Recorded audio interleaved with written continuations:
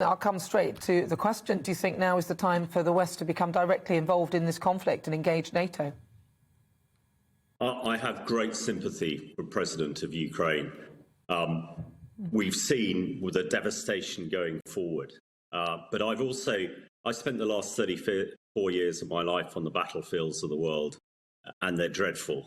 I spent the last 6 years in and out of Syria. I've seen the Russians at very close hand. I've seen the devastation they've done in Syria. They and the Syrian regime have killed over 800,000 civilians. And sadly, we did nothing about that. And that is half the reason, or probably even more of it, why Putin has marched into Ukraine and is now doing exactly what he did in Syria. He's attacking hospitals, he's attacking schools, and he's killing civilians. So quite rightly, the president of that country wants our help. Now, if we get involved in a no-fly zone or put troops into Ukraine, that could well lead to war in Europe or a global war, or even worse, even a nuclear war. However, Putin thinks we're weak, and that's why he moved in. We can't turn the clock back at what we didn't do over the last few months and years, but we must be resilient and strong.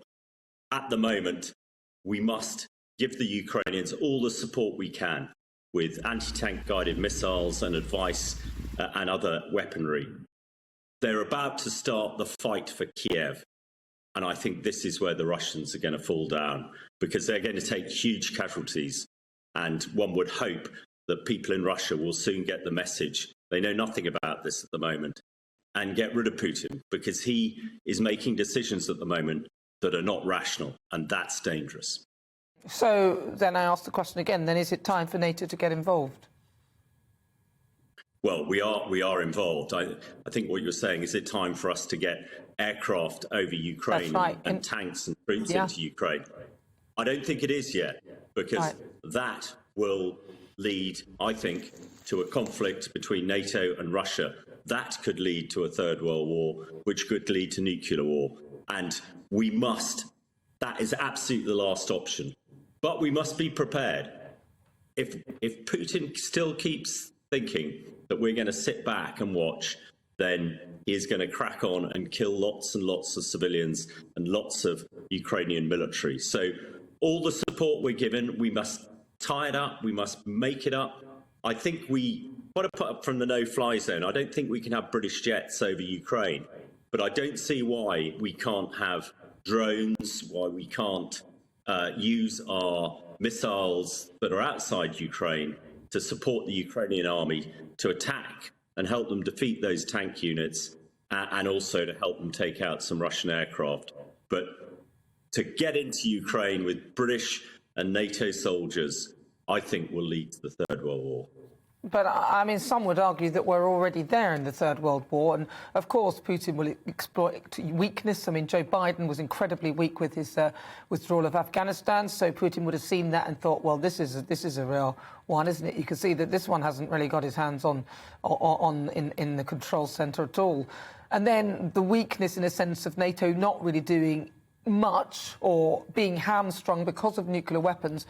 What's the point of NATO if, in the end, all we can do is just supply things like weapons to people who aren't in it? But then, ultimately, if Putin gets past Ukraine, I can't see what would stop him from reaching for other NATO countries.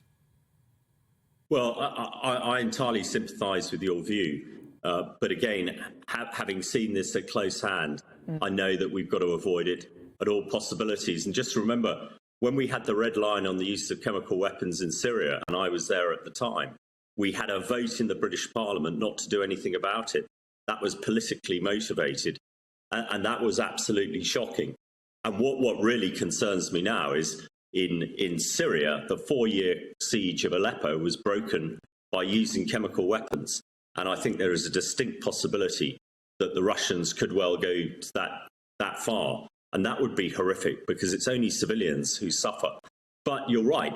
If there is a single tank track outside to the west of Ukraine, or a single Russian boot, they're then on NATO territory, and Article 5 stipulates that attack on one is an attack on all. Unfortunately for Ukraine, despite the fact they want to be part of NATO, they are not at the moment. And I think there's there is still time. We must absolutely do all we can. We must make sure the Russian people know this megalomaniac is trying to get them involved in a third world war. He's threatening to use nuclear weapons. He's trying to terrify us, and he's terrifying a hell of a lot of people. So we've got to be strong. But I just, the commitment of troops into Ukraine, I think, it's not the time yet. We must try and avoid war in Europe and the Third World War. To the nth degree, it would be a disaster. Clearly trying to provoke that. He's trying to provoke a reaction to then justify his behaviour, as far as I can see. In your view, then, what do you see as the ultimate solution to this conflict? Well, we must come to a peaceful solution. I'm very sad that we are probably going to have to appease Putin in some degree. Whether it's creating Ukraine as a neutral country, I don't know. I know it's not what the Ukraine people want. And then we must guarantee that we will rebuild it and help them and support them. I think also, as I've mentioned before, we must let the Russian people know what's going on in their name. This is like Stalin. He is acting like Stalin, and we know what happened to Stalin in the end.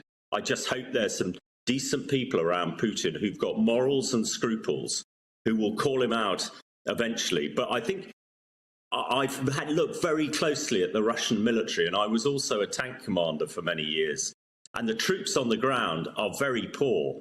Their tanks are running out of fuel, their people aren't eating, morale is very low. I think the Russians are going to have a real problem when they start fighting in the towns and cities. I think they're going to take huge casualties. And I think Putin is going to be in a really tricky place. But if he doesn't have a way out of this, he could make more irrational decisions. And we all know that he does have nuclear weapons, which is a huge concern. Until a week ago, I thought he would never, ever, ever use them. But we've seen him threaten them. We've seen him attacking nuclear power stations, which is almost as bad. We saw what happened when Chernobyl blew up in 1986 and the contamination reached this country. So something similar would be equally as disastrous. But I think at the moment, we've just got to be strong and firm, and we are paying for the fact that we've been weak, really, since the end of the Cold War and have not got involved in world events. So it's a tricky time coming up, and I really hope our world leaders have got a bit of steel in their backsides and will hold Putin to account.